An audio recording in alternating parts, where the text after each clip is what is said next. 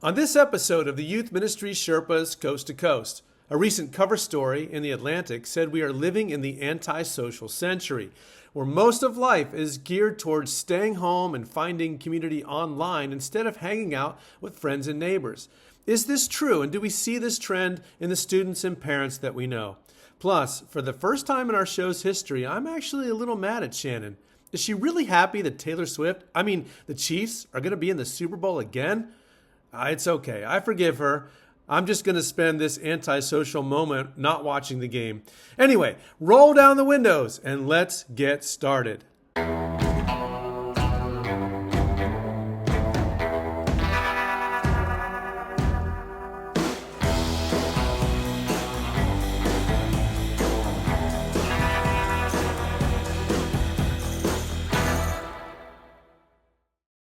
Hey friends, welcome back to the Youth Ministry Sherpas Coast to Coast podcast. I'm your host, Steve Anderson. I'm joined by my host, Shannon Dunn. Hey, Shannon. Hey, Steve. How's it going? Good. Brock Morgan is not with us today because he's at Disneyland. He's the worst. What day of the month is this? This is like day 27 of 2025, and I'm pretty sure Brock has been at Disneyland for at least 22 of them. It's like so crazy because everyone in my community thinks that like my husband and I are always at Disneyland, and I haven't been yet this year, so I just do that. It's been 29 days since you've been to Disneyland? I've been since like early December, okay? That's a long time. Yeah. I told you guys, I think you spend more time at Disneyland than you do at church. I haven't been to a Disney property since 1990. Yeah. I'm the worst parent ever. Did you ever take your kids? No, never. How far away do you live from like Florida? I mean, Florida would be probably a 18-hour drive or flight. Oh, okay, that's pretty bad. And it's expensive, man. I was a youth pastor all these years. I didn't have money for Disney World. If we didn't live an hour and a half away, I don't think this would be a part of our routine, you know? There are families that go several times a year in our church. It's insane. I know. Yeah, one of my youth leaders, they go every year for sure, at least once, take their whole family. I'm like, my gosh, I think I could do 3 months in Europe for the price of that. For sure. Definitely go to like Hawaii, you know, for us over on this side. It's like. So Shannon, for the first time since I've known you, it's been 3 or 4 years we've known each other now. For the first time since I've known you, I actually was angry at you. I actually liked you just a little bit less last night. Yep. Go on, tell everybody why. Because, I'm a big football fan. Going into these playoffs, I had my hopes and dreams. And even when it got down to the final 4 teams, I'm a Steelers fan. My team was out. But I had them ranked. Like, my number 1 choice to go to the Super Bowl, Detroit Lions. Number 2 choice, Buffalo Bills. Number 3 choice, Philadelphia Eagles. Number 4 choice, Kansas City Chiefs. And I was telling everybody, I'm like, that's what's going to happen. It's going to be the Chiefs and Eagles. Yep. And sure enough. And you're celebrating while I'm sitting on my couch, like, grumpy, cursing at the TV. Steve, I have had a really hard January, okay? So don't be so selfish and just let me have my Chiefs win, okay? I just watched this video of this woman who was like, everyone, we just needed a Taylor and Travis kiss on the field. Why are you trying to take that away from us? And I was dying. I was like, do you see now why this frustrates? This is about football. Is it? It is. And my gosh. I will tell you, I watched the whole game and it was a really exciting game. It was a good game. And stressful for those of us who needed the Chiefs to win for our happiness. I have a couple good friends in Kansas City, but I am just tired of seeing Patrick Mahomes on every commercial. I mean, that would have happened whether they won or lost. They still would have been on the Super Bowl. That's true. All the Super Bowl commercials, but it's true. I was like, I like Josh Allen. I want to see him win a Super Bowl. And then it came down to the end. I only saw the last 8 minutes because I had youth group. I had to rush home to see the end. And anyway. Sorry for your sadness. I love sadness. you anyway, Shannon. You can have your moment of happiness. It's fine. It's fine. You know, this is just a side note. Every year, I throw my 2 largest events of the year on Super Bowl weekend. So we have a huge party Friday night for mother-sons, and then Saturday is our father-daughter dance, and then the next day is the Super Bowl. And I am asleep. I'm like trying to watch it, but I'm asleep during the whole Super Bowl. Don't even see the game. And this year we had to move our dance dates. So I like really need the Chiefs in the Super Bowl so I could like really enjoy the day, and I'm going to be awake for it. I'm excited. This is just, it's a big celebration for me. We have our we do an almost Super Bowl party this week before the Super Bowl Well, at that's youth group. fun. Yeah, because we don't meet Super Bowl Sundays. We do an almost Super Bowl party, and my snack bar volunteer said, "Do you want me to get a cake, cupcakes in Eagles and Chiefs colors?" And I said, "Absolutely not. Just get I don't know, generic football colored cake or something, because we're not going to celebrate You're too this." depressed about what teams are going. All right. Yeah. Anyway, on the happy side of life here on the East Coast, we took offering for you guys Oh, the last 3 youth groups, 2 middle school, 1 high school, and there's $500 in here, Shannon. what? Okay, Isn't that's that awesome? also really crazy because my kids kind of were like really hoping to get to $2,000, and Okay. their current total before that is like 1577. So I Woohoo, we mean did that it. just does it like exactly. That's so cool. That's so awesome. I Yeah. love So it. I'll deposit that and send you some money. And yeah, Awesome. really happy Very to cool. encourage your girls. Super cool. Your students are awesome. Thank you. So I thought today we'd talk a little bit about this article that was in the Atlantic, Mm-hmm. recent issue, February issue of the Atlantic, and the cover story is called "The Antisocial Century" by a journalist writer named Derek Thompson. It's heavy. It is heavy. It's a really long article, but it's really interesting. And anytime I find stuff in the culture that I think has youth ministry correlations, it just fascinates me, and I love to think about it and talk about it. And so the premise of the article, and you have to pick up a copy of the magazine because it's behind a paywall. In essence, what he's saying is that over the last few decades, American society has become increasingly less social, especially most recently, of course, and that even our structures, our facilities, kind of cultural ways, and even businesses are Mm-hmm. lending themselves towards people basically staying home or staying connected through the internet or social media, Right. as opposed to face to face. I think there's a lot of truth in what he says, and you can see evidence of it in things like DoorDash and Amazon. I mean, who goes shopping Yeah. anymore, right? We get all our stuff from Amazon, Praises to Amazon. Yeah. which is a better environment than Walmart. So you see all those evidences of that. And so does it lead to loneliness? And do we see that as an issue with our students? And I don't know, how does it all tie to youth ministry? So yeah, I think you have some initial thoughts. So go ahead. Well, no, I was just to say that I like read the article and I like sort of thought I knew exactly what he was going to say, just based off of living. But I did think he really had some sort of staggering points about, the one where he talks about how a restaurant's empty, but the to-go containers are like Yes. stacked high, and like the Yeah. whole bar was taken over by to-go containers. Yeah, some other things. And the idea that we are weirdly more connected by our phones and social media like 24/7, and yet that is creating isolation and antisocial and loneliness, even though it feels like we're with people all the time. Yeah, we have our people, but they're not necessarily people in our physical orbit. Yeah. Yeah. Yeah, he gives this one statistic. After the pandemic, adults spent 99 minutes more at home than prior to the pandemic. Which is really fascinating Per because day. I almost thought we were going to see, and I think in some areas we did see a little bit of like a shift of opposite where like people wanted to be together. I mean, at least I think in some of the youth group settings and church settings and even like after school activities, I saw a little bit of an increase of like a desire of like getting our kids into groups after COVID. But I sort of thought things would almost bounce back better. Like people would be like, we can't be isolated anymore. Let's all eat at restaurants again. But he's saying it's all trending down still. And it was started before COVID. It wasn't because of COVID. He's talking about how long was this study? For like 100 years or something. He was like, the trend has been Right. lonelier and lonelier. Coming actually in the middle of COVID, our kids were just so anxious to come back to youth group. Mm-hmm. We got them back as soon as we could.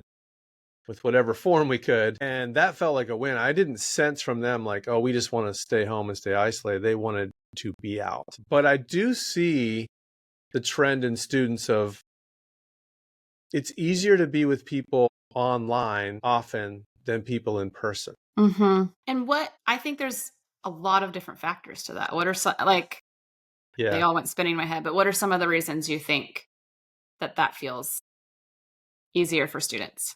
I think it's less work. You can kind of pick and choose who you're with a little bit more. So you don't have to work through conflicts and weird personalities or just like the normal human interactions that can take a lot out of you. So it's a natural, easy default. It's kind of like the big picture default of the small moment where you walk into a room and you don't really know people. So your hand immediately goes to your pocket and you pull out your phone because that's comfort. Right. And non-awkward. Yeah. And it looks like you're engaged in something. Right. And then there's the side of it too, where parents are more protective. And so kids are actually having less opportunities to be outside the house, engaging in social, like kids don't just get dropped off at the mall in middle school very often. No. Anymore. And did he say this in the article? I think he did, that kids are like not getting their driver's license at 16. Yeah. They are waiting. And I've seen that in my area. I have too. So many kids don't get their license at 16. And not all of it's because of parents, actually. A lot of it is their own, like my niece and nephew, neither of them wanted it. It was like a fear of getting their driver's license. And I'm like, you want it. Independence. Yeah, exactly. Exactly. Jonathan Haidt in his book, The Anxious Generation, talks about that. He talks about the issue of safetyism, where, parents have become more and more protective of their kids physically. They don't want any harm or even emotional, social harm to come to their kids. So we protect them so much more. And yet we give them a phone, which is like access to the most harmful things that they could experience. Right. I understand, because as a parent, I understand how you come to that conclusion, but I don't think we've thought about it very well to this point. And so we've created a culture where everybody's afraid to let their kids go to the park, but you can stay on your phone and talk to people across the world that you shouldn't be talking to. Right. Being exposed to things you shouldn't be exposed to. Yeah, definitely. It is fascinating because so many people are like, it seems like the world is more dangerous. Maybe that's true, but also we're just way more aware of the danger, right? Because we're so connected to the news and the media. And so somewhere like when my kids were young, there were all these posts about like child abductions at Targets. Honestly, I don't know the truth of it at all. They could have been not even accurate whatsoever.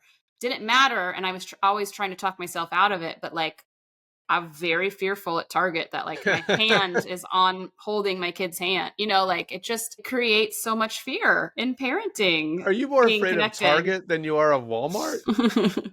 There's not a lot of Walmarts in my area, to be honest. Walmart seems far more dangerous and perilous to me than Target. For sure. That's what I'm saying. It was like, this is Target, but like there was this whole thing. But being connected, right? Like me scrolling through social media gave me this fear that could have been fake. The one story of somewhere where somebody got abducted or something becomes a national fear.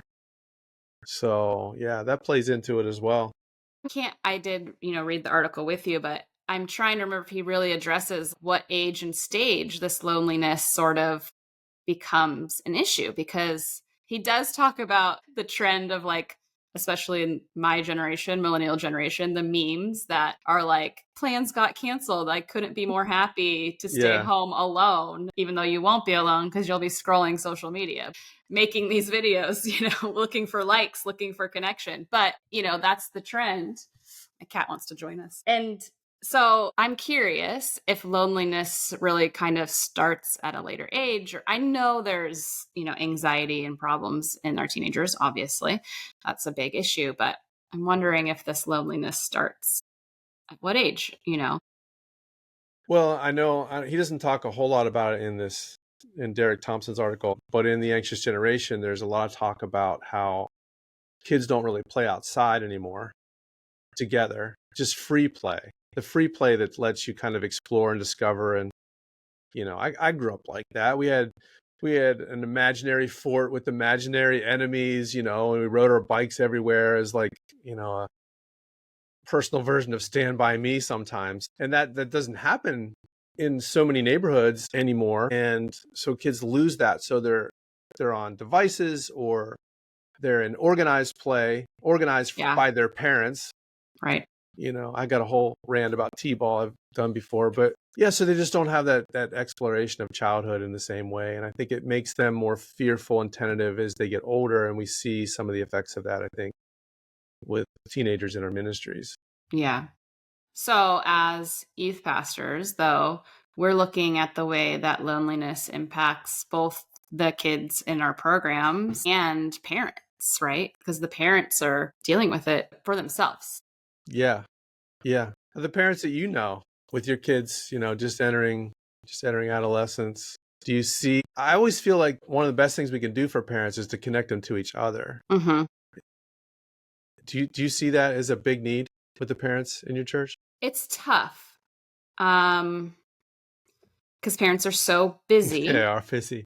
Yeah. That they think what they want and need is alone, quiet time, space. Like if you said, what do you feel like you need? I think that's what you would say. But I think often they recognize how good social interaction actually fills their cup when they do it.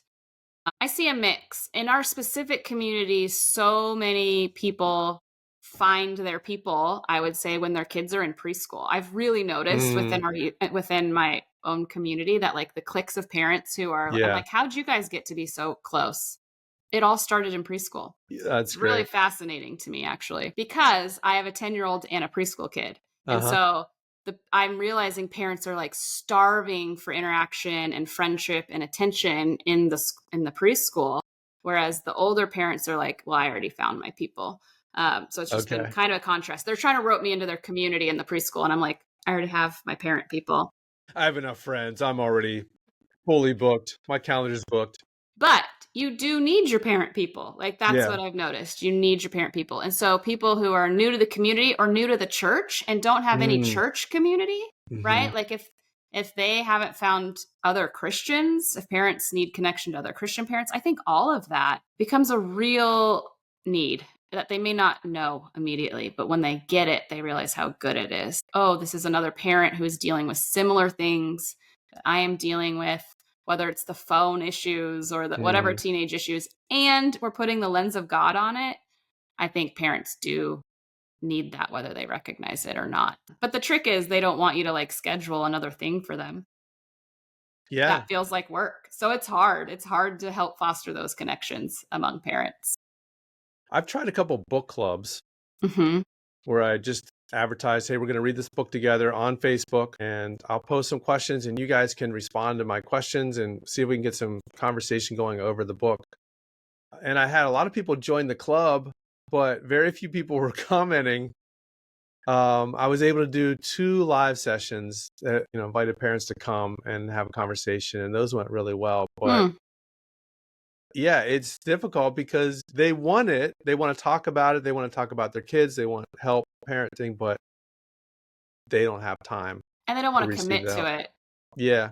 So I've just realized it's got to be, if you're going to do it, like to me, the world of like ongoing parent small groups that meet every Wednesday is like impossible. I've tried to do one for like 3 years in a row, a parents one. And it's like, this week, this happened. My kid is sick this week. I don't have whatever it is. Like, wait, that sounds like our podcast scheduling. Well, I'm at Disneyland this week. Okay, listen, you two with grown children have nothing to complain about. No, I'm just kidding. No, but it's impossible. So I've really focused on the like low commitment, like we're going to meet 2 times. You're required to come once, you know? And then I've found the feedback is like, wow, it was really enjoyable. Gosh, it felt so good to just have conversation with other parents. Like, and parents don't even want a ton of structure. They want to come to less structured, things. And then they really enjoy that, but it's hard to get them to commit to it. Well, as I was thinking through this article, obviously my mind immediately went to, is youth group part of the solution Mm. for students being lonely? Or are we doing enough in our youth ministries to help students not feel lonely, even when they're there? Are there practices that we need to pursue or implement that make it feel like this is their place? And I think we do that really well, but I think there's a lot of room for improvement too. Yeah, I think you have to be thoughtful about it, right? Like, if anything, my takeaway from reading this article is like, I need to be thoughtful about this when I'm planning ministry. I can't just ignore this. And how will I change or try to, you know, help these practices along the way? I think the idea of like funny little things. I'm like, do you realize the importance of like eating together once in a while? Mm, Like teaching kids to sit down at a mm, meal around a table with other people. Is that a practice that they're going to lose ooh, out on that's good. because we're all getting takeout and we're all looking at our phones and we're not? Are we going to lose, knowing how to have a meal with each other? So just those Oh, I simple love that. things might be really important in your youth group, right? We started doing this at one of our high school retreats. We, on Saturday night, make it like a little themed banquet. And we've had two themes so far. We've done it twice. We did a wedding and we did St. Patrick's Day. Fun. And we have one coming up next month. And I forget what our theme's going to be, but we intentionally mix the kids up Hmm. outside their friend groups. They're at tables of 8, and they have activities at the table that they have to complete together. And we make it so fun that it feels like, nobody's complaining about it. Yeah. Yeah. And so we overcome the awkwardness by forcing them into it, and then it becomes something that they love. Yeah. So I Yeah. think you're right. Training them in some ways is helpful. I love the idea of eating together regularly. And what other lost practices that are so important for our well-being are we losing? Yeah. Most of our small groups have the students abandon their phones to the center of the group as they start their conversation. I really want to get our students to, of their own volition, start to leave their phones at the door in some way when they come in. Do you provide a space for them to do that if they choose to? Yes, sometimes. I don't always get to it. Yeah. But yeah, that is the goal. Yeah. But I'm hoping that they push me so that I won't forget to do it. It's like, hey, Pastor Steve, where do I put my phone? That's the kind of culture that I want to have. Do you, in like, let's say like in your middle school families, do Mm. you see any shift culturally of parents starting to back away from smartphones? Because I do in my community. Do you? Okay. Tell me So more about that. I have a fifth grader, and the fifth grade class that she is a part of, I've spoken to most of the parents, and most of them are like really on board to pushing to wait like till eighth grade at a minimum. There's a whole campaign about wait till eighth, and a lot of people have signed that at our Yeah, school. that's good. And some of them are saying, like, that doesn't mean they won't have a device that they can communicate on, but it is getting away from the smartphones. So it's like companies like there's Gab that makes just a phone that you just make phone calls and actually only to like approve contacts kinds of things. So when they're getting chased through Target, they have somebody to call. When they're being abducted, I can contact them on their watch. Yes, exactly. But exactly, it's like, because we need baby steps, I think, as parents, of like, It's if I'm true. gonna drop you off at the mall and I have a way of communicating with you, I'm gonna feel better. But the idea is to get away from smartphones. And I feel it in my daughter's grade that most parents are becoming very anti-smartphones until later. But I Okay. don't know if that's just that I happen to sit in a group of parents and kids that feel that way, or if we are going to actually see a trend, if parents are going to finally see the light and all kind of start trending away from it or not. I I don't just know. had a conversation yesterday with a parent after church talking about this, and she said it would be great if the parents could kind of come together and together decide what you Mhm. just said. We're going to put off giving our kids a smartphone until 8th grade, or we're going to put off Instagram until sophomore year, whatever it is. We're going to get together and encourage our kids not to take their phones on Sunday nights to youth group. Yes. If you can get a culture that perpetuates itself to those ends, somehow I think it does extraordinary good without us feeling like we are the heavies. Right.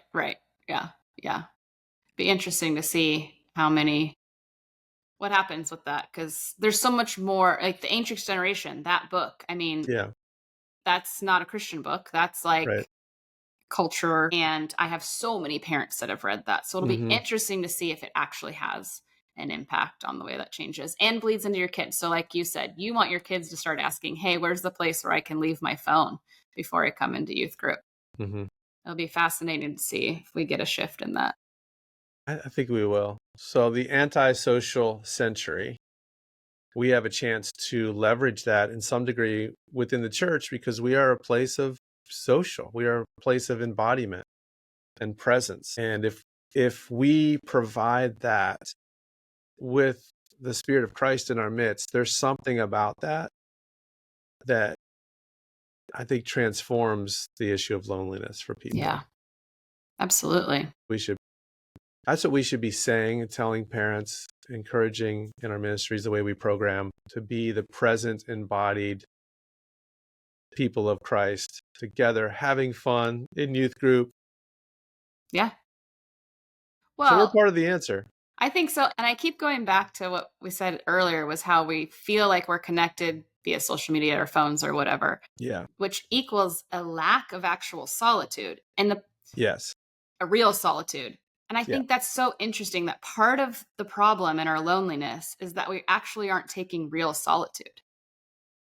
Like it seems like the opposite, but we've forgotten how to have real solitude, which is very life-giving, by the way, and something that Jesus teaches us. And so it's like, it's interesting. Some of these spiritual practices are really important for combating loneliness. Basically, Jesus is the answer, is what it comes down to. Thompson says this in the article. He says, phones mean that solitude is more crowded than it used to be, and crowds are more solitary. Yes. And I underline that. I think that's really true. So this retreat that we have coming up, where we're going to do the little banquet on Saturday, the theme is presence. And my speaker he's a good friend of mine, and he's kind of a contemplative. He goes to an Anglican church that is like super high church liturgical. And he invites me every year to go away for a 3-day silent retreat, which I've never gone on. Oh, man. I know. But yeah, our goal coming out of this retreat, and we'll kind of land the plane with this idea. Our goal coming out of the retreat is to enter into the next 6 weeks leading up to Easter, a season of Lent, with some practices that we're encouraging everyone to do together. And we haven't figured out what that looks like yet, but it's kind of towards this end of being in the presence of Christ, being contemplative, reflective, but doing it together in community. So you're neither alone, you're not lonely, but you're alone. Yeah. Does that make sense? You're with God, but you're doing it with others. And there's something about that I think grows us. Absolutely. In community as well as in our relationship with Christ. So that's the goal. We'll see what happens. I'll let you know what we come up with. It sounds like church is the solution to the antisocial generation. Church, so. Jesus, all of that. I think so. We've solved all the world problems today. So, as part of the antisocial century, would it be terrible if I didn't go to a Super Bowl party and just went, like, I don't know, went for a long walk? Listen, you can do whatever you want, but I'm going to be cheering for the Chiefs. I'm sure I'll be eating nachos and having an adult beverage with some friends somewhere. That's right. Yeah. We had wings and nachos during the game yesterday. Nice. Well, if they win again. When they win again? If they win again.